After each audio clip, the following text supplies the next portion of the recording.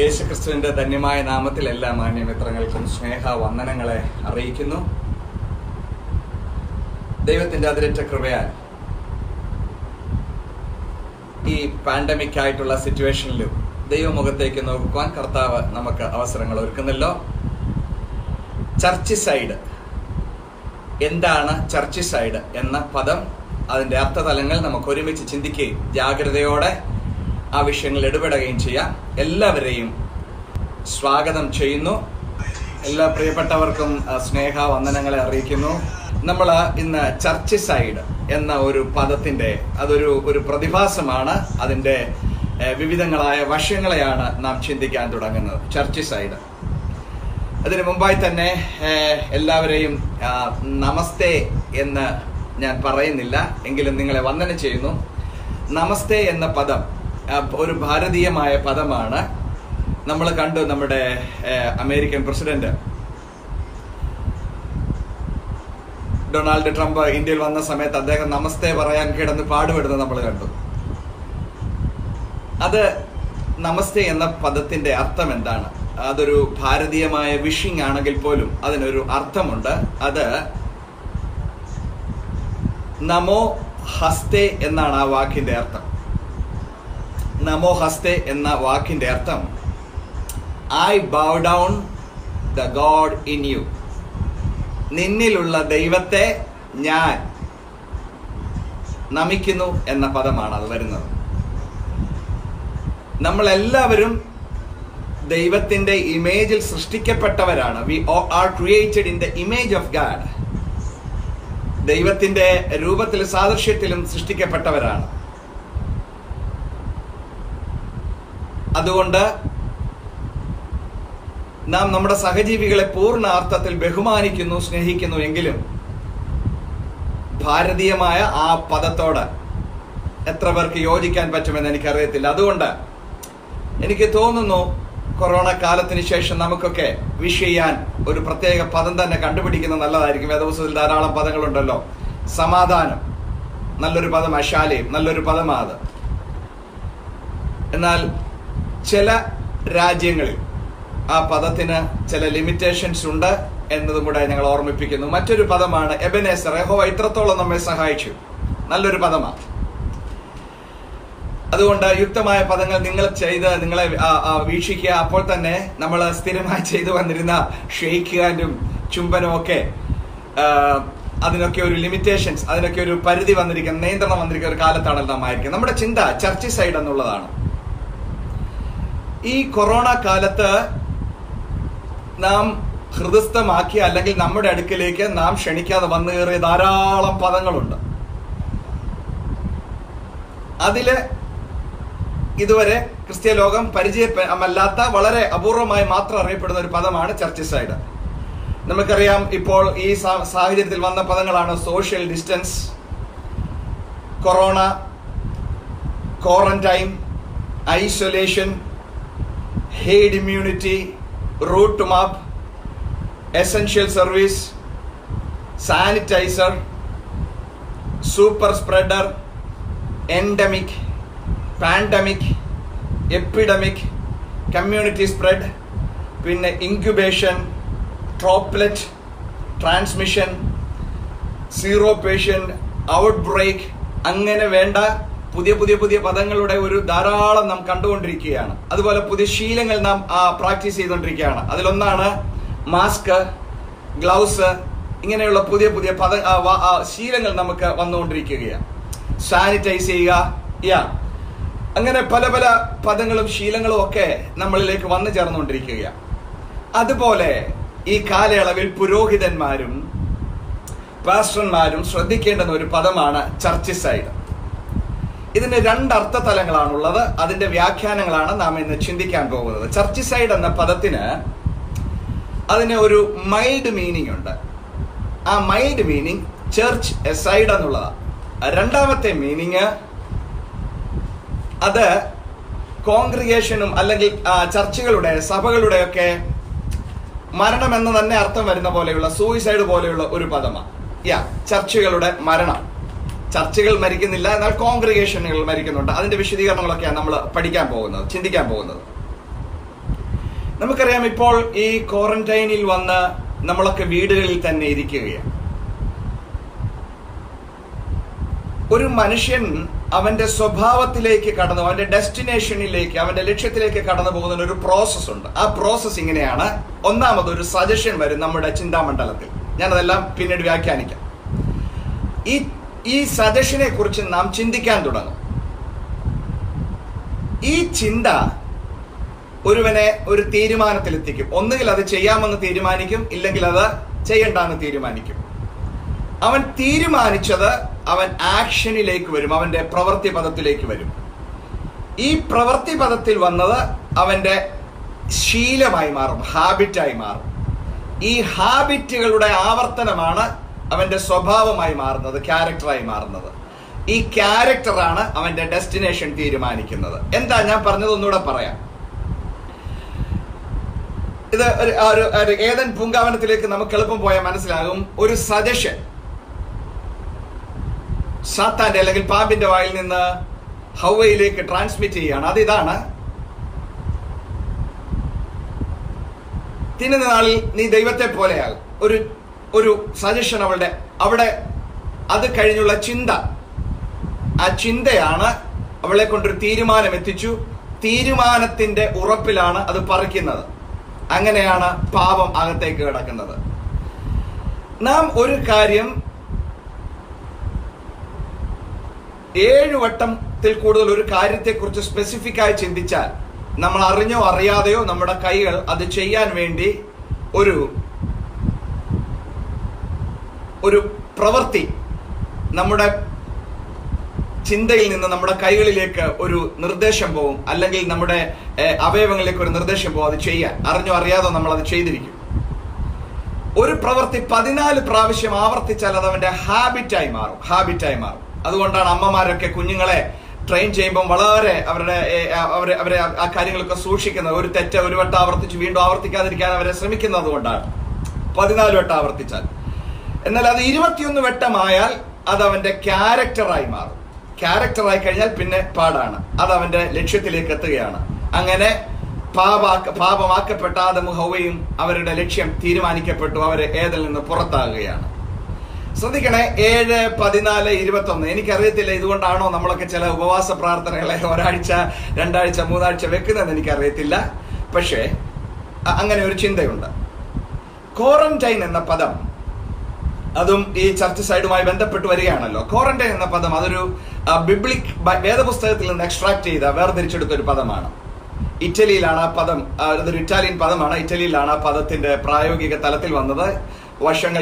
നൂറ്റാണ്ടുകൾക്ക് മുമ്പ് 14-ാം നൂറ്റാണ്ടിൽ ഉണ്ടായ ഒരു പ്രത്യേക ഇതുപോലെയുള്ള ഒരു എപ്പിഡമിക് സിറ്റുവേഷനിൽ, മഹാവ്യാധിയിൽ അവര് കണ്ടുപിടിക്കാൻ വേണ്ടി വേദപുസ്തകത്തിൽ നിന്ന് വായിച്ച് കണ്ടുപിടിച്ച പദമാണ് ക്വാറന്റൈൻ. അന്ന് നോഹയുടെ പെട്ടകത്തിൽ നോഹ മാറിയിരുന്നു. അന്ന് തങ്ങളുടെ കപ്പലുകളിൽ, രാജ്യത്തേക്ക് വന്ന കപ്പലുകളോട് അവിടെ തന്നെ കപ്പലിന് വെളിയിൽ തന്നെ, കടലിൽ തന്നെ നങ്കൂരമിട്ട് കിടന്നോളാൻ ആവശ്യപ്പെട്ട് അങ്ങനെ ഒരു 40 ദിവസം, അങ്ങനെയാണ് ഈ ക്വാറന്റൈൻ എന്ന പദം ഉണ്ടാകുന്നത്. എന്നാൽ ഇവിടെയും ആ ഒരു സാഹചര്യം നമ്മുടെ രാജ്യത്തും ഇവിടെയും ലോകവ്യാപകമായി സംജാതമായപ്പോൾ നമ്മളിൽ പലരും ഇപ്പോൾ വളരെ പരിചയപ്പെട്ട ഒരു സംഭവമാണ് ഇലക്ട്രോണിക് ചർച്ച്. എന്നാൽ ഈ ചർച്ച് സൈഡ് എന്ന സംഭവം ഇതിനൊക്കെ വളരെ നാളുകൾക്ക് മുമ്പ് തന്നെ യൂറോപ്പിൽ വന്നിരുന്നു എന്നാണ്. കോൺഗ്രിഗേഷണൽ സൂയിസൈഡ്, അതായത് കോൺഗ്രിഗേഷനുകൾ, കൂട്ടായ്മകൾ വേണ്ടെന്ന് വയ്ക്കുക. അതിന് പല കാരണങ്ങളുണ്ട്. Major reasons from the priest side. നമുക്കറിയാം, പാശ്ചാത്യ രാജ്യങ്ങളിലൊക്കെ ഓപ്ഷനുകളുണ്ട്. ഒരു ജോലി തന്നെ ആജീവനാന്തം ചെയ്യണമെന്നില്ല. അമേരിക്കയിലെ ചർച്ചുകളെ കുറിച്ച് നടത്തിയ പഠനത്തിൽ 50% of pastors, they are quitting their ministry. Church pastor എന്നുള്ള അവരുടെ മിനിസ്ട്രി അവർ വിട്ടുപോകുന്നതിന്റെ കാരണങ്ങളിൽ 50% അവരുടെ കുടുംബത്തിൽ ഭാര്യമാർക്ക് അതിന് താല്പര്യമില്ലെന്നുള്ളതാണ്. ഇപ്പൊ ഒരു പാസ്റ്ററായിട്ടിരിക്കുക, അല്ല ഒരു പുരോഹിതനായിരിക്കുക എന്ന് പറഞ്ഞാൽ ഒത്തിരി സാമൂഹിക നിയന്ത്രണങ്ങൾ ഉള്ളവരായി തീരുക എന്നുള്ളതാണ്.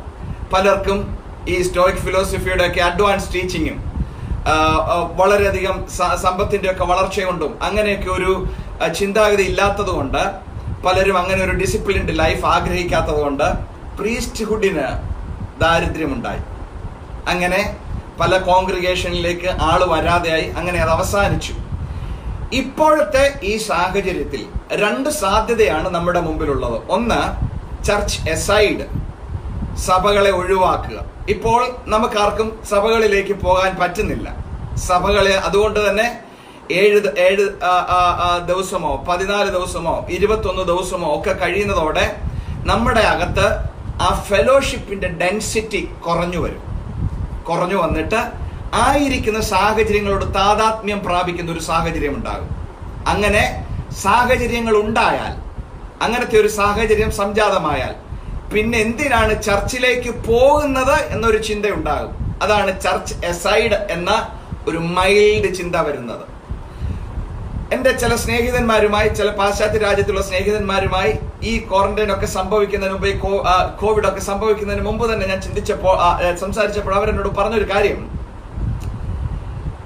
നേറ്റീവായിട്ടുള്ള ഇംഗ്ലീഷുകാര്, അതിലെ പ്രത്യേകിച്ച് യൂത്ത്സ്, അവരൊരു കോൺട്രിബ്യൂഷൻ തരാൻ തയ്യാറാണ് ചർച്ചിന് വേണ്ടി.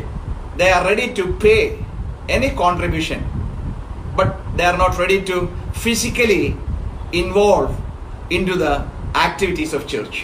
അവർക്ക് ചർച്ചിൽ വന്നിരുന്ന് പ്രസംഗം കേൾക്കുക, ആരാധിക്കുക, ഇങ്ങനെയുള്ള കാര്യം അവർക്ക് വേണമെങ്കിൽ ആ ചർച്ചിനെ മെയിൻറ്റെയിൻ ചെയ്യാൻ ഒരു സംഭാവന കൊടുക്കാൻ അവർ തയ്യാറാണ്. ഇപ്പോഴത്തെ ഒരു സാമ്പത്തിക നില സ്ഥിതി എന്ന് പറയുന്നത്, ഇതിനെ ഇപ്പം വിളിച്ചിരിക്കുന്നത് കോവിഡ് എക്കോണമി. എന്നാൽ ഇത് കുറച്ചുകൂടെ മുൻപോട്ട് പോയാൽ കോവിഡ് എക്കോണമി ഒരു വാർ ടൈം എക്കോണമിയിലേക്ക് മാറുമെന്നാണ് സാമ്പത്തിക വിദഗ്ധന്മാർ പറയുന്നത്. ഈ ചർച്ച് ഇങ്ങനെ ജനം കടന്നു വരാതെ മരിക്കുന്ന ഒരു സാഹചര്യം ഉണ്ടായി, ചർച്ച് സൈഡ് ഉണ്ടായപ്പോൾ, മരിക്കുന്ന ഒരു സാഹചര്യം ഉണ്ടായപ്പോൾ ഇലക്ട്രോണിക് ചർച്ച് എന്ന ആശയം കൊണ്ടുവന്നു. റോപ്പ് പാറ്റേൺസ് എന്നൊക്കെ അങ്ങനെ കൊണ്ടുവന്നതാണ്. വീടുകളിൽ ഇരുന്നുകൊണ്ട് നിങ്ങൾ കംഫർട്ടബിൾ ആയിട്ട് അവിടെ തന്നെ ഇരുന്നോ, ടിവിയിലൂടെയോ മറ്റ് ഇലക്ട്രോണിക് മാധ്യമങ്ങളിലൂടെയോ ഞങ്ങൾ ആരാധന നടത്തി നിങ്ങളെ കാണാമെന്ന് പറയുന്നത്. എന്നാൽ ഈസ്റ്റേൺ ചർച്ചിന് ഇതിനകത്തൊരു പ്രശ്നമുണ്ട്. ഈസ്റ്റേൺ ചർച്ച് എന്ന് പറഞ്ഞാൽ വെസ്റ്റേൺ ചർച്ചസിന് ദേ ആർ ഓക്കെ ആണ്, കുറെയൊക്കെ അവർക്ക് ഓക്കെ ആണ്. എന്നാൽ ഈസ്റ്റേൺ ചർച്ച്, നമ്മുടെ ചർച്ചകൾക്കൊക്കെ ഉള്ളൊരു പ്രശ്നം എന്ന് പറയുന്നത്, നമുക്ക് ഫെലോഷിപ്പ് ഒരു വലിയ ഘടകമാണ്. വചനം കേൾക്കുന്നത് പോലെ തന്നെ നമ്മുടെ സഹോദരങ്ങളുമായുള്ള ഒരു ഫെലോഷിപ്പ്, അത് വളരെ ശക്തിയേറിയ ഒരു ഘടകമാണ്. അതിനെ മാഗ്നറ്റിസം എന്നാണ് വിളിക്കുന്നത്. മാഗ്നറ്റിസം. നമുക്ക് വചനം കേൾക്കാനാണ് ഇന്ന് ധാരാളം മാധ്യമങ്ങളുണ്ട്, TV ഉണ്ട്, ഇന്റർനെറ്റിൽ 24 hours ഇഷ്ടമുള്ള പ്രീച്ചറെ തെരഞ്ഞു പിടിച്ച് കാശ് കൊടുത്ത് കേൾക്കാൻ, കാശ് കൊടുക്കാതെ അങ്ങനെയൊക്കെ ഉണ്ടെങ്കിലും ഇന്നത്തെ നമ്മൾ പോകുന്നതിന്റെ പ്രധാന ഘടകങ്ങളിൽ ഒന്ന് അത് അവിടെ നമുക്കൊരു ഒരു ഫെലോഷിപ്പ് ഉണ്ടെന്നുള്ളതാണ്. ഇപ്പോൾ സംഭവിച്ചത് ആ ഫെലോഷിപ്പില്ല. ഇലക്ട്രോണിക് മാധ്യമങ്ങൾക്കോ TV സ്ക്രീനുകൾക്കോ നമുക്ക് ആ തമ്മിലുള്ള ഒരു ഫെലോഷിപ്പ് തരാൻ പറ്റത്തില്ല. ഈ ഫെലോഷിപ്പ് തരാൻ പറ്റാതെ വന്ന ഈ സാഹചര്യങ്ങളിൽ കുറച്ചു നാളൂടെ നമ്മൾ മുമ്പോട്ട് പോയാൽ അതൊരു അത്യാവശ്യ ഘടകമല്ലാതെ വരും. അങ്ങനെ അത്യാവശ്യ ഘടകമല്ലാതെ വന്നാൽ ഈ നമ്മൾ ഇട്ടിരിക്കുന്ന ബിൽഡിങ്ങുകളിലേക്ക്, പള്ളികളിലേക്ക്, ചർച്ചുകളിലേക്ക്, ആരാധനാലയങ്ങളിലേക്ക് ജനം അങ്ങനെ മെനക്കെട്ടു വരാൻ തയ്യാറാകുമോ എന്നുള്ളതാണ് ഈ ചർച്ച് സൈഡ് എന്ന ചിന്തയുടെ ആകത്തുക. ചർച്ചുകളെ കുറിച്ചുള്ള പഠനത്തിൽ ഒരു ചർച്ചിന്റെ പ്രധാനപ്പെട്ട നിലനിൽപ്പിന് 20% ആൾക്കാരെ അതിന്റെ പിന്നിലുള്ളുന്ന, അവരെ നമുക്ക് സപ്പോർട്ടേഴ്സ് എന്ന് വിളിക്കാം. They are the pillars. അവരാണ് 20% ആൾക്കാരാണ്. 100 പേരുണ്ടെങ്കിൽ അതിനകത്ത് 20% ആൾക്കാർ മാത്രമാണ് ചർച്ചിനെ സപ്പോർട്ട് ചെയ്യുന്നത്. അടുത്തു വരുന്ന 20% എന്ന് പറയുന്നത് ഈ സപ്പോർട്ടേഴ്സിനെ ചിയർ ചെയ്യുന്നവരാ. ബ്രദറെ ആ തീരുമാനം നല്ലതായി, ഇന്ന് നമുക്ക് കൺവെൻഷൻ നടത്തണമെന്ന് പറഞ്ഞപ്പോൾ ബ്രദർ ആ തീരുമാനം പറഞ്ഞത് നന്നായി, ആ പാസ്റ്ററെ വിളിച്ച് നന്നായി. അവര് ഈ സപ്പോർട്ടേഴ്സിനെ ചിയറപ്പ് ചെയ്തോണ്ടിരിക്കും. അടുത്ത 20% ആൾക്കാര് ബ്ലോക്കേഴ്സാണ്. അവര് എതിരാളികളാണ്. അവർ ചർച്ചിൽ തന്നെയുണ്ട്, പക്ഷെ അവരെല്ലാ തീരുമാനത്തിനും ഒരു പ്രതിപക്ഷ മനോഭാവത്തോടെ എതിരിടുന്നവരാണ്. അടുത്ത 20% ആൾക്കാരുണ്ട്, അവര് ബ്ലോക്ക് ചിയറേഴ്സാണ്. ഈ ബ്ലോക്ക് ചെയ്ത് ബ്രദർ ആ വാക്ക് പറഞ്ഞത് നന്നായി, അങ്ങനെ വിട്ടുകൊടുക്കുന്നത് ശരിയല്ലല്ലോ, ആ കമ്മിറ്റി നമുക്കും ആളുണ്ടെന്ന് അറിയണമല്ലോ. അവര് ഡയറക്റ്റ് ആയിട്ടൊന്നും പൊതുവേദി പറയത്തില്ല, പക്ഷേ ആരെങ്കിലും ബ്ലോക്ക് ചെയ്തെങ്കിൽ ബ്ലോക്ക് ചെയ്തവരെ ഇതിന് ശേഷം ഇറങ്ങിച്ചെന്ന് അവർ പ്രോത്സാഹിപ്പിക്കും. അങ്ങനെയുള്ളവരാണ് ബ്ലോക്കേഴ്സ്. പിന്നെ ഒരു 20% ഉണ്ട്. ആ 20% വന്നാലും കുഴപ്പമില്ല ചർച്ചിൽ, വന്നില്ലേലും കുഴപ്പമില്ല. അവരൊരിക്കലും വരുന്നത് അവർക്ക് വേണ്ടിയല്ല, അവര് ഏതെങ്കിലും സമ്മർദ്ദം കൊണ്ട് വരുന്നതായിരിക്കും. ഇപ്പൊ നമ്മുടെ ഇന്ത്യയിലെ അല്ലെ കേരളത്തിലെ ചർച്ചകളുടെ പ്രശ്നം എന്ന് പറയുന്നത്, സഭായോഗത്തിന് വിശ്വാസിയെ കണ്ടില്ലെങ്കിൽ ഉടൻ തന്നെ പാസ്റ്റർ അമ്മാമ്മയും കൂടെ സ്കൂട്ടർ എടുത്തോ കാർ എടുത്തോണ്ട് അങ്ങോട്ട് ചെല്ലും. അങ്ങോട്ട് ചെന്ന് ആ വീട്ടിൽ ഇരുന്ന് പ്രശ്നങ്ങളും കാര്യങ്ങളും ഒക്കെ അറിയും. അപ്പം അതിലും നല്ലത് പാസ്റ്റർ ഇങ്ങോട്ട് വരുന്നതിലും നല്ലത് ഞങ്ങൾ അങ്ങോട്ട് പോകുന്നതാണ് നല്ലതെന്നുള്ളൊരു ചിന്തയുണ്ട്. റൈറ്റ്. ഇവിടെ ഇപ്പോഴൊരു ഡയറക്റ്റ് പാസ്റ്ററൽ കെയർ കിട്ടാതെ ഇരിക്കുന്ന ഈ സാഹചര്യങ്ങളിൽ യുക്തിവാദികൾ വളരെ ശക്തമായി ഇടപെടുന്നുണ്ട്. യുക്തിവാദികൾ യൂട്യൂബിലൊക്കെ കയറിയാൽ സ്ത്രീകളും പുരുഷന്മാരും അവരുടെ മതത്തിൽ നിന്ന് പുറത്തു വന്നിട്ട് തങ്ങൾ സ്വതന്ത്ര ചിന്തകരെന്ന് പറഞ്ഞ് അതിശക്തമായി യുക്തിബോധത്തെ അറ്റാക്ക് ചെയ്യുകയാണ് എന്നാണ് അവർ പറയുന്നത്. യുക്തിബോധത്തെ അറ്റാക്ക് ചെയ്യുകയാണ്, മതചിന്തകളെ അറ്റാക്ക് ചെയ്യുകയാണ്, സാൻമാർഗിക ബോധങ്ങളെ അറ്റാക്ക് ചെയ്യുകയാണ്. സമൂഹം പടുത്തു വെച്ചിരുന്ന, സമൂഹം പറഞ്ഞു വെച്ചിരിക്കുന്ന ചില നിയതമായ ചില നിയമങ്ങളെ, അലംഘനീയമായ ചില അൺറിട്ടൺ ട്രഡീഷൻസിനെ, പാരമ്പര്യങ്ങളെയൊക്കെ വെല്ലുവിളിച്ച് അതുകൊണ്ട് എന്താ, അങ്ങനെ ചെയ്താൽ എന്താ, ഇങ്ങനെ ചെയ്താൽ എന്താ എന്നൊക്കെ ചോദിച്ച് അവർ നിരന്തരമായ വെല്ലുവിളികൾ ഉണ്ടാക്കിക്കൊണ്ടിരിക്കുകയാണ്. ഇമ്മാനുവേൽ കാന്റ്, അദ്ദേഹം ആണ് ഈ യുക്തി ചിന്തകളുടെ ഒരു ശക്തനായ പ്രചാരകൻ. ഞാൻ ചിന്തിക്കുന്നു അതുകൊണ്ട് ഞാൻ ജീവിക്കുന്നു എന്ന് പറഞ്ഞ അദ്ദേഹം. ഇവിടെ എനിക്ക് തിയോളജിയൻസിനോട് ഒരു അപേക്ഷയുണ്ട്. നിങ്ങൾ പഠിച്ച ദൈവശാസ്ത്രം, നിങ്ങൾ പഠിച്ച യുക്തിബോധം നിങ്ങളെ യുക്തിപൂർണമായി ചിന്തിക്കുവാൻ, ഒരുപക്ഷെ സാധാരണക്കാരന് ഇവർ പറയുന്ന പല ചോദ്യങ്ങൾക്കും അതുപോലെ മറുപടി പറയാൻ കഴിഞ്ഞില്ല എന്ന് വന്നെങ്കിലും, എനിക്കറിയാവുന്ന സെമിനാരികളിലെ എത്രയോ അവർ കണ്ണടച്ചാൽ, കണ്ണു തുറന്നാൽ അവരുടെ നാവിൽ നിന്ന് തമാശ പറയുന്നത് പോലും ദൈവശാസ്ത്രത്തിന്റെ ഡീപ് നഗറ്റ്സുകളാണ്, ആഴമേറിയ മർമ്മങ്ങളാണ്. അവരൊക്കെ എനിക്ക് തോന്നുന്നു പൊതിയപ്പെട്ടിരിക്കുന്നവരായി എന്തിനെയൊക്കെയോ അവരുടെ അറിവിനെ സ്നേഹിച്ച് ഞങ്ങളിത് അധ്വാനിച്ച് നേടിയത്, അങ്ങനെ പറഞ്ഞു കൊടുക്കത്തില്ല, സെമിനാരിയിൽ വരണം, ഇങ്ങനെയുള്ള നിർബന്ധങ്ങളെ വിട്ട് ദയവായി നിങ്ങൾ ഇങ്ങനെയുള്ള സാമൂഹിക ക്രിസ്ത്യാനിറ്റിക്കെതിരെയുള്ള വെല്ലുവിളികളെ ഫേസ് ചെയ്യാൻ തയ്യാറാകണം. അങ്ങനെ പുറത്തു വരുന്ന തിയോളജിയൻസിനെ വളരെ വളരെ വിരളമായിട്ടാണ് കാണുന്നത്. ദയവായി വിഷയങ്ങളെ നിങ്ങൾ കൈകാര്യം ചെയ്യണം. എങ്ങനെയാണ്, ഒരുപക്ഷെ ഞങ്ങളുടെ പാസ്റ്റർക്ക് പലതിനും ഉത്തരം പറയാൻ പറ്റിയെന്ന് വരത്തില്ലായിരിക്കും. ഒരുപക്ഷെ ഞങ്ങളെന്ന് പറയുമ്പോൾ ഒരു സാധാരണ വിശ്വാസിക്ക് ചോദ്യത്തിന് പലതിനും ഉത്തരം ഇല്ലായിരിക്കും. വളരെ വിചിത്രമായ ചിന്തകൾ നമുക്കറിയാം. മത്തായി, മർക്കോസ്, ലൂക്കോസിൽ പറഞ്ഞതല്ല യോഹന്നാനിൽ പറഞ്ഞിരിക്കുന്നത് പറഞ്ഞുകൊണ്ടാണ് ഈയിടെ രവിചന്ദ്രൻ തന്റെ ഒരു വലിയ സിദ്ധാന്തം അവതരിപ്പിച്ചിരിക്കുന്നത്. അപ്പം ഇതിനൊക്കെ ദൈവശാസ്ത്രത്തിൽ വളരെ സമർത്ഥമായ, ലളിതമായി പറഞ്ഞു തരാൻ കഴിവുള്ള അനേക അറിവുള്ള അധ്യാപകരുണ്ട്, തിയോളജിയൻസ് ഉണ്ട്. ദയവായി നിങ്ങൾ ആ കംഫർട്ട് സോൺ വിട്ടൊന്ന് പുറത്തു വരണമെന്ന് ഞാൻ അപേക്ഷിക്കുകയാണ്. അപ്പോൾ തന്നെ എൻ്റെ വളരെ നിർബന്ധമായ ഒരാഗ്രഹമാണ് സൺഡേ സ്കൂൾ ടീച്ചേഴ്സിനോടുള്ളത്. നമ്മുടെ കയ്യിൽ കിട്ടിയിരിക്കുന്ന കുഞ്ഞുങ്ങളെ പ്രമാണങ്ങളുടെ ആഴങ്ങൾ പഠിപ്പിക്കുക, നന്നായി പഠിപ്പിക്കുക. നമുക്കറിയാം മോശക്കുഞ്ഞിന്റെ ജീവിതത്തിൽ അവൻ അമ്മയുടെ മുലക്കുടി മാറിയ പ്രായം മുതൽ പിന്നെ കൊട്ടാരത്തിലെ പുത്രനായിട്ടാണ് വളരുന്നത്. അങ്ങനല്ലേ നാം വചനത്തിൽ വായിക്കുന്നത്, മിസ്രൈമിലെ ഫറവോന്റെ മകളുടെ പുത്രൻ എന്ന് വിളിക്കപ്പെടുന്നത്. അപ്പോൾ ആ വിധത്തിലാണ് വിളിക്കപ്പെടുന്നത്. പക്ഷേ തന്റെ പക്വമായ സമയത്ത് തന്റെ രാജ്യത്ത്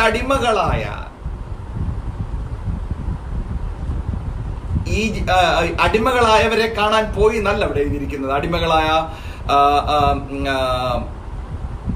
ഇസ്രായേലിനെ കാണാൻ പോയി എന്നല്ല അവിടെ എഴുതിയിരിക്കുന്നത്. തന്റെ സഹോദരന്മാരുടെ കഷ്ടപ്പാട് കാണേണ്ടതിന് ആ അമ്മ നുകർന്നു കൊടുത്ത പാലിനോടൊപ്പം പകർന്നു കൊടുത്ത സഹോദര ബന്ധം, തന്മയീ ഭാവങ്ങൾ, നീ ആരാണെന്നുള്ള ചിന്ത, എന്താണ് നമ്മുടെ വിശ്വാസ പ്രമാണം, നമ്മളായിരിക്കുന്ന രാജ്യം, ഇങ്ങനെയുള്ള ചിന്തകളൊക്കെ സമൃദ്ധമായി പറഞ്ഞു കൊടുത്തപ്പോൾ പക്വമായ ഒരു സമയത്ത് ഓരോ കുഞ്ഞിന്റെയും മനസ്സൊരു ഒരു ഒരു ഒരു ഒരു ക്ലീൻ സ്ലേറ്റ് ആണ്. അതിനകത്തേക്ക് ആ മാതൃത്വത്തിന് എഴുതി വെക്കാൻ പറ്റുന്നത്. അതുപോലെ സൺഡേ സ്കൂളിലെ അധ്യാപകന്മാർക്ക് സെക്കൻഡ് വേൾഡ് വാറിൽ ഒരു സംഭവം ഉണ്ടായി. ഒരു സംഭവം ഞാൻ പറയാൻ പോകും. സെക്കൻഡ് വേൾഡ് വാറിൽ ധാരാളം കുഞ്ഞുങ്ങൾ ഓർഫൻസ് ആയി. പിതാക്കന്മാര് മിലിറ്ററി സർവീസിലേക്ക് കമ്പൽസറി മിലിറ്ററി സർവീസ് ആയിരുന്നല്ലോ. അങ്ങനെ പോയി യൂറോപ്പിലൊക്കെ അതിഭീകരമായ മാസീവായ മരണങ്ങളാണ് നടന്നത്. അങ്ങനെ യുദ്ധത്തിൽ പോയി വലിയ നഷ്ടങ്ങൾ ഉണ്ടായി. അവസാനം സെക്കൻഡ് വേൾഡ് വാർ 1945 അവസാനിക്കുമ്പോൾ കുറച്ചു റബിമാർ തങ്ങളുടെ വംശത്തിൽ പെട്ട കുഞ്ഞുങ്ങളെ തെരഞ്ഞു പിടിക്കാൻ വേണ്ടി അനാഥശാലകളിൽ, കാര്യം മാതാവ് അവർക്ക് എന്തോ നഷ്ടപ്പെട്ടു, എവിടോ നഷ്ടപ്പെട്ടു, കുഞ്ഞുങ്ങൾ ഇവിടുന്ന് ഓടി അങ്ങോട്ടോടി, ബോംബ് വന്നപ്പോൾ ഇങ്ങോട്ടോടി, അങ്ങനെ ഇവിടുന്ന് മാറ്റി അങ്ങനെ കുഞ്ഞുങ്ങളെ, തങ്ങളുടെ കൂട്ടത്തിലുള്ള കുഞ്ഞുങ്ങളെ തിരികെ പിടിക്കാൻ വേണ്ടി ഒരു പ്രസിദ്ധമായ കുഞ്ഞുങ്ങളെ സൂക്ഷിക്കുന്ന ഒരു ഓർഫനേജിൽ ചെന്നിട്ട് ആ ഓർഫനേജിലെ ഒരു പ്രീസ്റ്റായിരുന്നു അതിന്റെ നടത്തിപ്പുകാരൻ. അദ്ദേഹത്തോട് പറഞ്ഞു, ഞങ്ങളുടെ കുഞ്ഞുങ്ങളെ ഞങ്ങൾക്ക് വിട്ടുതരണം. അദ്ദേഹം ചോദിച്ചു, അതെങ്ങനെ നിങ്ങളുടെ കുഞ്ഞുങ്ങളെ ഞങ്ങൾ തിരിച്ചറിയുന്നത്? ആ റബി പറഞ്ഞ മറുപടി, ഞങ്ങളുടെ കുഞ്ഞുങ്ങളുടെ പേര് കൊണ്ട് ഞങ്ങൾക്കറിയാം. അദ്ദേഹം ചോദിച്ചു, നിങ്ങളുടെ കുഞ്ഞുങ്ങളുടെ പേര് കൊണ്ട് നിങ്ങൾ എങ്ങനെയാ തിരിച്ചറിയുന്നത്? ഓസ്ട്രിയക്കാരനും ഒരു പ്രഷ്യക്കാരനും ഒരു ഇംഗ്ലണ്ടുകാരനും നിറം കൊണ്ടോ എന്തുകൊണ്ടാണ് നിങ്ങൾ ഐഡന്റിഫൈ ചെയ്യുന്നത്? അതുകൊണ്ട് അത് തിരിച്ചറിയാൻ പറ്റത്തില്ല, സോറി, നിങ്ങളുടെ ശ്രമം നടക്കത്തില്ലെന്ന് പറഞ്ഞ അവരെ അങ്ങ് പിരിച്ചുവിട്ടു. പക്ഷേ അവർ പിരിഞ്ഞു പോകുന്നതിന് മുമ്പ് ഒരു കാര്യം പറഞ്ഞു, ഇന്ന് രാത്രി ഞങ്ങൾക്ക് ഒരു അവസരം തരണം, ഞങ്ങളുടെ കുഞ്ഞുങ്ങളെ കണ്ടെത്താൻ ഒരു ശ്രമം ഞങ്ങൾക്ക് തരണം. അദ്ദേഹം പറഞ്ഞു, ഓക്കെ. ആ പ്രീസ്റ്റ് പറഞ്ഞു, ഓക്കെ, നിങ്ങൾക്ക് വന്നിട്ട് അത് ചെയ്യാം. അങ്ങനെ രാത്രി കുഞ്ഞുങ്ങൾ ഉറങ്ങിക്കിടക്കുമ്പോൾ ഈ റബിമാര് അകത്ത് ചെന്നിട്ട് അതിലെ ഒരു പ്രധാന റബി ഷേമ ചൊല്ലുകയാണ്. കേൾക്ക ഇസ്രായേലി ദൈവമായ യഹോവ ഞാൻ ഏകൻ തന്നെ എന്നൊക്കെ പറയുന്ന ആ ഭാഗമുണ്ടല്ലോ, സംഖ്യാപുസ്തകത്തിന് 6-ാം അധ്യായത്തിലെ ആ വേദഭാഗം, ആ ഷേമ, ആ ജൂയിഷ് അവരുടെ കൾച്ചറലായ പ്രാർത്ഥനയാണ്. അത് ചൊല്ലുകയും അദ്ദേഹം അതുറക്കെ ചൊല്ലുകയും ആ വലിയ ഹോളിൽ നിരന്ന് കിടന്ന് ക്ഷീണിച്ചുറങ്ങിക്കിടന്ന കുഞ്ഞുങ്ങളിൽ പെട്ടെന്ന് ക്ഷേമ ചൊല്ലിത്തീരുകയും കുറച്ചു കുഞ്ഞുങ്ങൾ അവിടെ ഇവിടങ്ങളിൽ നിന്ന് ചാടി എഴുന്നേറ്റ് നിന്നിട്ട് അതിനോട് ആമേൻ പറഞ്ഞ് പ്രതികരിക്കുകയും ചെയ്തു. കാര്യം ഈ ചൊല്ല് അവർ പണ്ട് വീട്ടിൽ താമസിച്ചപ്പോൾ നിരന്തരമായി ചൊല്ലിക്കേട്ടതാണ്. അന്ന് അവർ ആ പ്രാർത്ഥനയോട് ആമേൻ പറഞ്ഞ് ശീലിച്ചതാണ്. ആ ശീലം ആ കുഞ്ഞുങ്ങളെ തിരിച്ചറിയാനിടയാക്കി.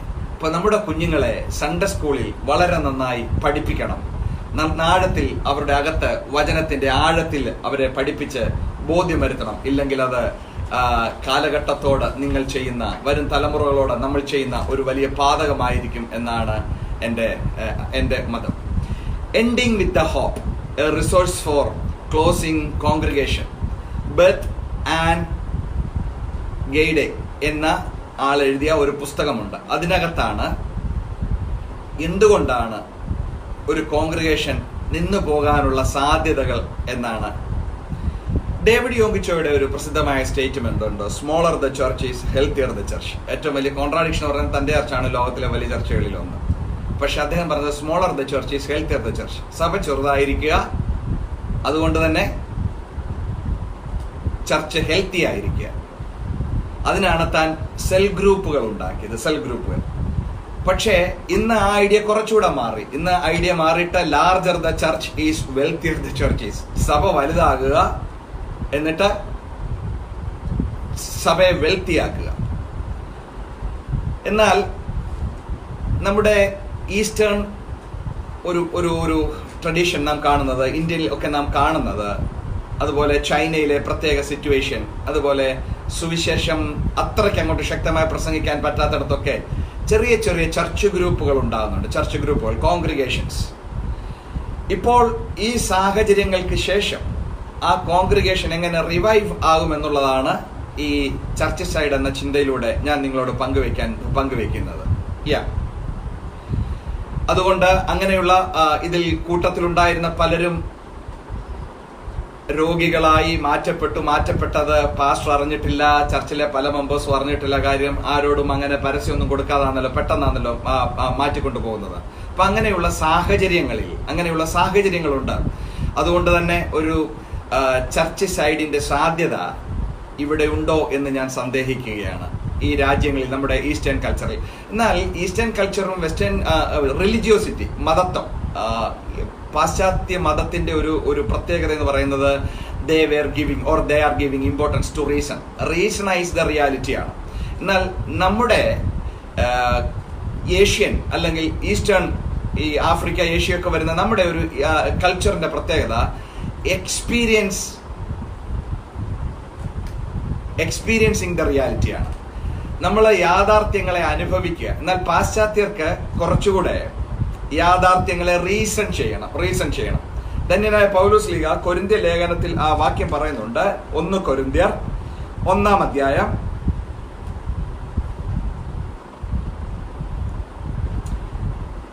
20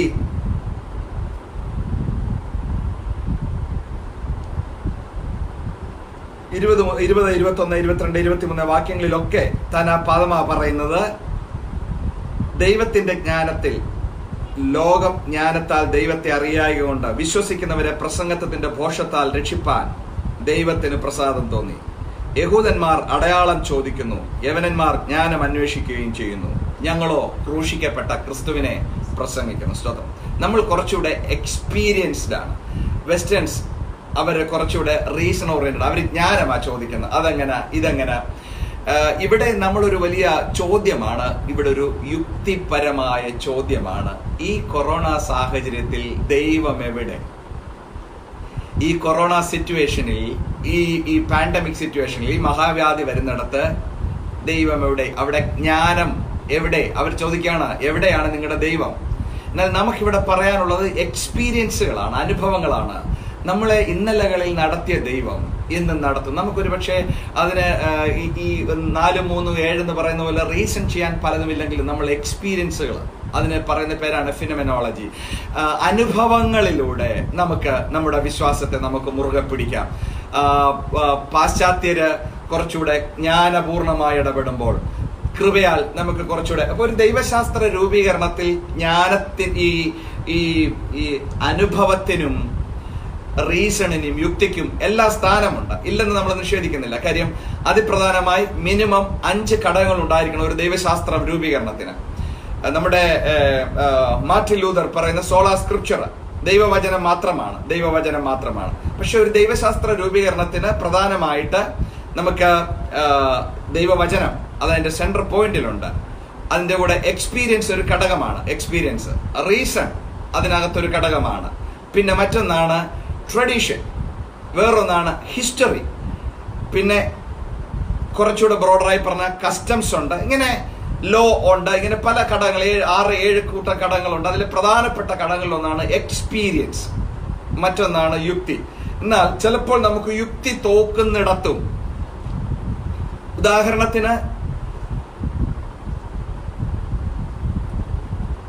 യുക്തിബോധം തോറ്റയിടത്ത് എത്രയോ ഇടത്ത് നമ്മുടെ അനുഭവങ്ങൾ വിശ്വാസം ജയിച്ചിട്ടുണ്ട്. ഡോക്ടർ പോൾ പിള്ളയുടെ India search for unknown Christ, അതിന്റെ ആരംഭ പേജുകളിൽ തന്നെ സീരീസ് ഓഫ് മിറക്കിൾസ്, നടന്ന അത്ഭുതങ്ങളുടെ ഒരു പരമ്പര തന്നെ താൻ പറയുന്നുണ്ട്. വിഷം കൊടുത്ത് കൊല്ലാൻ നോക്കിയിട്ട് മരിക്കാതെ പോയാൽ സീരീസ് ഓഫ് ഇന്ത്യയിൽ ഇന്നും നമ്മൾ നോക്കി ജീവിതം മാതൃകയാക്കാൻ ശ്രമിക്കുന്ന ഒരു മനുഷ്യനാണ് സാധു സുന്ദർ സിംഗ്. ആ മിഷണറി വര്യന്റെ ജീവിതം അനുഭവങ്ങളുടെ ഒരു പരമ്പരയായിരുന്നു. ഇപ്പൊ ചിലയിടങ്ങളിൽ യുക്തി തോറ്റാലും, യുക്തിക്ക് നമുക്ക് യുക്തിപൂർണമായ മറുപടി പറയാൻ കഴിഞ്ഞില്ലെങ്കിലും നമ്മുടെ അനുഭവങ്ങൾ നമുക്കൊരു ഘടകമാണ്. ഈസ്റ്റേൺ ചർച്ചിന് അങ്ങനെ ഒരു ബ്ലെസ്സിംഗ് ഉണ്ട്. നമ്മൾ നമ്മൾ കൂടുതലും ഡിപ്പെൻഡ് ചെയ്യുന്നത് അനുഭവങ്ങളെയാണ്. സ്തോത്രം. നമുക്ക് വേദപുസ്തകത്തിൽ ധാരാളം കാണാം. ഇപ്പൊ നമ്മൾ ചോദിക്കുകയാണ്, അതുകൊണ്ട് തന്നെയാണ് ചെങ്കടൽ പിളർന്നു എന്ന് പറഞ്ഞിട്ട് അവർക്കത് മനസ്സിലാകുന്നില്ല. ഞാൻ അതിനെക്കുറിച്ച് വായിച്ച എനിക്ക് ഒത്തിരി അത് റെഡ് സീ അല്ല, റീഡ് സീ ആയിരുന്നു, അത് വേലിയേറ്റ സമയമായിരുന്നു.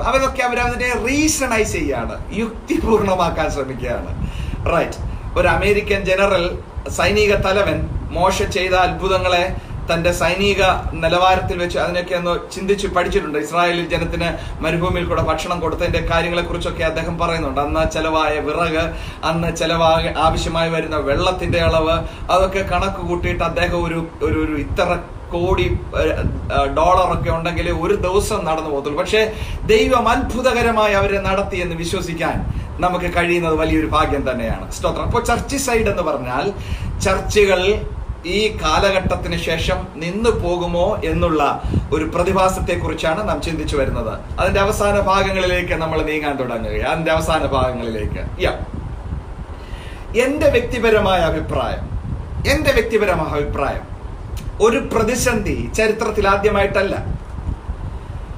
സൃഷ്ടിപ്പിന് ശേഷം ചില വർഷങ്ങൾക്ക് ശേഷം മുൻപോട്ട് നീങ്ങിയപ്പോഴാണ് നോഹയും 8 പേരും ബാക്കിയുള്ള ഹോൾ വേൾഡ് അതൊരു വലിയ ഫ്ലഡിനാൽ നശിക്കപ്പെടുകയാണ്. എന്നിട്ട് അതോടെ ആ 8 പേരെ ഉള്ളത് കൊണ്ട് പിന്നെ ഭൂമി മുൻപോട്ട് പോയില്ലേ? ദൈവം അതിനെ റിവൈവ് ചെയ്തു. ഇനിയും ഇതിനു ശേഷം ഫെലോഷിപ്പ് ഉണ്ടാകത്തില്ല എന്നാണ് ചില പെസിമിസ്റ്റുകളുടെ വാദം. അവർക്ക് അവരുടെ കാരണങ്ങളൊക്കെ ഉണ്ട്. പക്ഷെ എന്റെ അഭിപ്രായം ഞാൻ പറയാം. man is created by creation itself. Man is a social being. നമുക്ക് നമ്മളൊരു സോഷ്യൽ ബീയിങ് ആണ്. എന്നെ കേൾക്കുന്ന പ്രീസ്റ്റ്, എന്നെ കേൾക്കുന്ന പുരോഹിതന്മാർ, സുവിശേഷ വേല ചെയ്യുന്നവർ എല്ലാവരോടും ഞാൻ പറയുകയാണ്, നമ്മുടെ സഹോദരങ്ങളെ ആത്മാർത്ഥമായി ഉൾക്കൊള്ളുവാൻ, സ്നേഹിക്കാൻ, ഈ പ്രത്യേക സാഹചര്യങ്ങളിൽ അവരെ ഒന്ന് വിളിക്കുവാൻ, അവരോടൊപ്പം ഞങ്ങൾ ഉണ്ട് എന്നൊക്കെ പറയുവാൻ. 1-ാം നൂറ്റാണ്ടിലെ ചർച്ചില്, 1-ാം നൂറ്റാണ്ടിൽ തന്നെ ഇതുപോലെ വലിയൊരു മഹാവ്യാധി രാജ്യത്ത് പൊട്ടിപ്പുറപ്പെട്ടപ്പോൾ സഭാ നേതാക്കന്മാർ, സഭാ പിതാക്കന്മാർ അവരെ നിർബന്ധിച്ചു, ക്രിസ്ത്യാനികളോട് നിങ്ങൾ പോയി അവരെ സെർവ് ചെയ്യണം. അന്ന് എല്ലാ മറ്റിതര വിഭാഗക്കാരും മാറി നിന്നപ്പോൾ ക്രിസ്ത്യാനികളാണ് മരിച്ചവരെ അടക്കാൻ കൊണ്ടുപോയതും. ഒരു ക്രിസ്ത്യൻ ആറ്റിറ്റ്യൂഡ്, ആ പ്രതിസന്ധികളിൽ അവരെയും കൂടെ ഉൾക്കൊള്ളുന്ന ഒരു വലിയ ആറ്റിറ്റ്യൂഡ്. സ്തോത്രം. അപ്പോൾ എന്റെ ചിന്ത ഇതാണ്, ദൈവജനത്തിന് ഒരു മടങ്ങി വരവ് ഉണ്ട്. ദൈവജനത്തിനല്ല, എല്ലാ രാജ്യത്തിനും ഒരു മടങ്ങി വരവുണ്ട്. നിങ്ങളുടെ ധൈര്യത്തിനായി ഞാനൊരു വാക്യം വായിച്ച് കേൾപ്പിക്കുകയാണ്. നിങ്ങൾ ആ വാക്യം ഒന്ന് എന്നോടുകൂടെ വായിക്കുന്നെങ്കിൽ ഏറ്റവും സന്തോഷമായിരുന്നു. ആ വാക്യം ഇരമ്യാ പ്രവാചകന്റെ പുസ്തകം 29-ാം അധ്യായം 7-ാം വാക്യമാണ്. നിങ്ങൾ എന്റെ കൂടെ ഒന്ന് എടുക്കുമോ? ഇരമ്യാ പ്രവാചകന്റെ പുസ്തകം 29-ാം അധ്യായം 7-ാം വാക്യം. ഞാൻ ആ വാക്യം വായിച്ചുകൊണ്ട് വരട്ടെ. ഞാൻ നിങ്ങളെ ബദ്ധരായി കൊണ്ടുപോകുമാറാക്കിയ പട്ടണത്തിന്റെ നന്മ അന്വേഷിച്ച് അതിനുവേണ്ടി യഹോവയോട് പ്രാർത്ഥിപ്പീൻ. ഇതാണ് ഒരു ക്രിസ്ത്യൻ ആറ്റിറ്റ്യൂഡ്. ഒരു പ്രതിസന്ധി വരുമ്പോൾ ഇട്ടിട്ട് പോകുന്നതല്ല. ഇനി ചർച്ചില്ല, ഫെലോഷിപ്പ് ഇല്ല, ഈ രാജ്യത്തിന് ഒരു നന്മ ഉണ്ടാകത്തില്ല, ഇനി എനിക്ക് എന്റെ നാട്ടിലേക്ക് പോകില്ല, ഞാനിവിടെ, അതല്ല. നോ.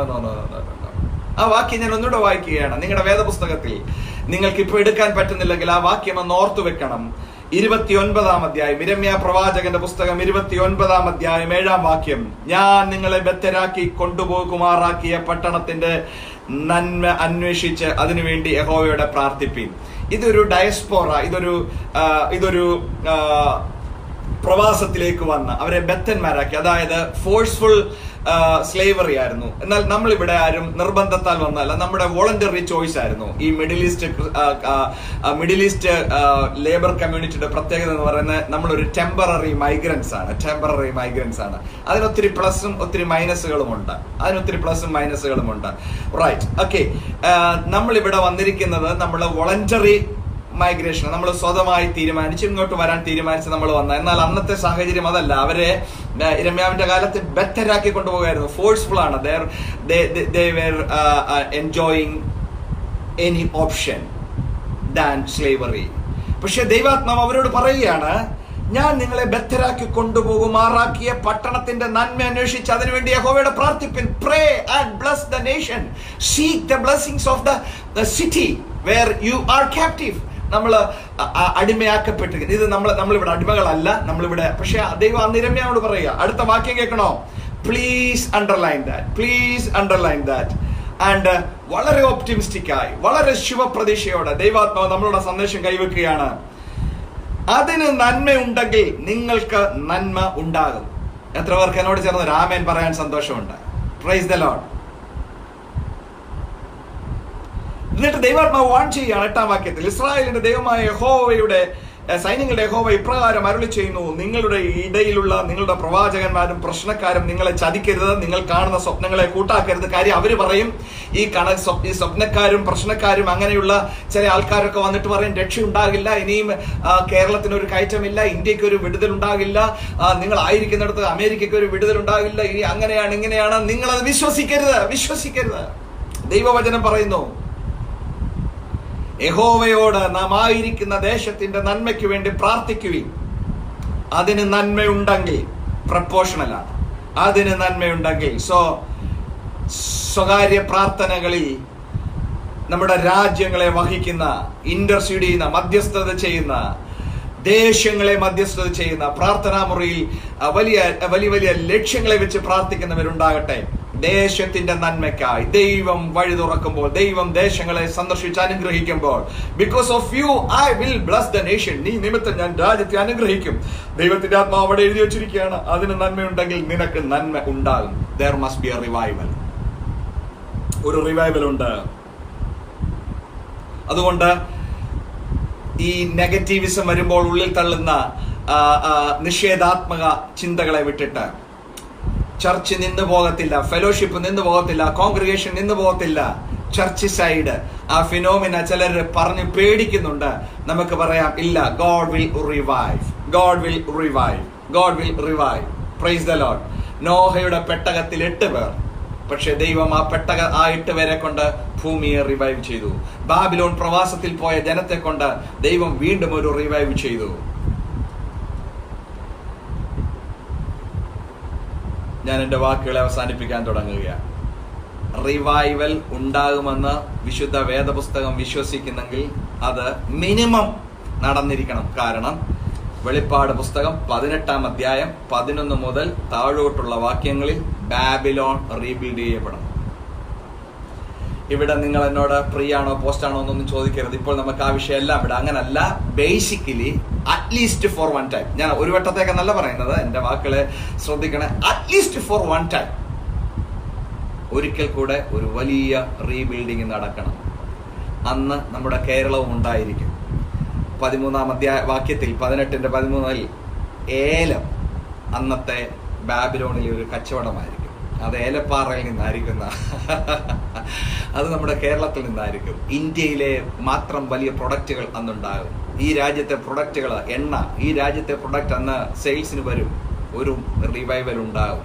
അതുകൊണ്ട് ചർച്ച് സൈഡ് ഇനിയും ചർച്ച് ഉണ്ടാകില്ല, ഇനിയും ഫെലോഷിപ്പ് ഉണ്ടാകില്ല, ഇനിയും ഒരു റിവൈവ് ഉണ്ടാകില്ല എന്നുള്ള നിരാശജനകമായ ചിന്താഗതികൾ ആരെങ്കിലും അലട്ടുന്നെങ്കിൽ നമ്മൾ ആ പ്രതിഭാസത്തോട് പറയുന്നു, ചർച്ച് സൈഡ് വിൽ നോട്ട് പ്രിവൈവ്. ദൈവം തൻ്റെ ജനത്തെ പുനരുദ്ധരിക്കും, ദൈവം തൻ്റെ ജനത്തെ മാനിക്കും. എന്നെ കേട്ട എല്ലാ മാന്യമിത്രങ്ങൾക്കും ഒരിക്കൽ കൂടെ വന്ദനം അറിയിക്കുന്നു. ചർച്ച് സൈഡ് എന്ന പദത്തിന്റെ അർത്ഥം, അതിന്റെ 2 തരത്തിലുള്ള അർത്ഥമാണ് നമ്മൾ പറഞ്ഞത്. ഒന്ന്, അത് ചർച്ച് എസൈഡ്, ജനങ്ങൾ സഭ വേണ്ടെന്ന് വെക്കും. മറ്റൊന്ന്, കോൺഗ്രിഗേഷനുകൾ ഇല്ലാതെയായി പോകും. ഇത് രണ്ടിനെയും നമ്മൾ നിഷേധിക്കുന്നു. God will bring A revival. Stop. ദൈവം അത് ചെയ്യും. നമുക്കൊരുമിച്ച് ഒരു വാക്ക് പ്രാർത്ഥിച്ച് അവസാനിപ്പിക്കാം. ഞങ്ങളുടെ പ്രിയ കർത്താവേ, ധന്യമായ സമയത്തിനായി നന്ദി പറയുന്നു. ലോകത്തിന്റെ വിവിധ ഭാഗങ്ങളിൽ നിന്ന് ഈ ലൈവിൽ ചേർന്ന എല്ലാ പ്രിയപ്പെട്ടവരോടും കർത്താവെ, അവിടുത്തെ അനുഗ്രഹങ്ങളെ ചൊരിയേണ്ടതിന് ഞങ്ങൾ അങ്ങയോട് പ്രാർത്ഥിക്കുന്നു. അവിടുത്തെ ആശീർവാദങ്ങളെ ചൊരിയേണ്ടതിന് ഞങ്ങൾ അങ്ങയോട് പ്രാർത്ഥിക്കുന്നു. കർത്താവെ, ഈ സാഹചര്യങ്ങളെ ഞങ്ങൾ തരണം ചെയ്യുമെന്നും ഒരു വലിയ റിവൈവൽ ഉണ്ടെന്നും കർത്താവെ ഞങ്ങൾ തിരിച്ചറിയുന്നു. നീ ഞങ്ങളെ വീണ്ടും ആ ആഴത്തുള്ള ഫെലോഷിപ്പിലേക്ക് കൊണ്ടുവരണമേ. വീണ്ടും സഭകൾ സമൃദ്ധമായി വളരട്ടെ. കർത്താവെ, നാളെക്കുറിച്ചുള്ള ചിന്താഭാരങ്ങൾ വിട്ട ഇന്ന് വേദന അനുഭവിക്കുന്ന സഹജീവികളെ ശുശ്രൂഷിപ്പാനുള്ള ഒരു മനസ്സ് ഞങ്ങൾക്ക് തന്നട്ടെ. പരസ്പരം അനുഗ്രഹിക്കുന്നു യേശുവിൻ നാമത്തിൽ തന്നെ. ആമേൻ. വളരെ വളരെ സൗമ്യതയോടെ സ്നേഹത്തോടെ എന്നെ ശ്രദ്ധിച്ച എല്ലാവർക്കും വന്ദനങ്ങളെ അറിയിക്കുന്നു. ധാരാളം ആൾക്കാർ വാച്ച് ചെയ്യുന്നുണ്ട്. ഇതിന്റെ ഈ ബോർഡ് നോട്ടീസ് കണ്ടപ്പോൾ തന്നെ അത് ഏറ്റെടുത്ത് MBFT കൂടെ ചെയ്യാമെന്ന് പറഞ്ഞ് എനിക്ക് പ്രോത്സാഹനം തന്ന ക്രിസ്തുവിൽ എൻ്റെ വാത്സല്യ മിത്രങ്ങൾ, പ്രിയ സഹോദരങ്ങളെ, എല്ലാവരെയും ഒരിക്കൽ കൂടെ വന്ദനം അറിയിക്കുന്നു. ദൈവം എല്ലാവരെയും അനുഗ്രഹിക്കട്ടെ. Thank you. Stay blessed.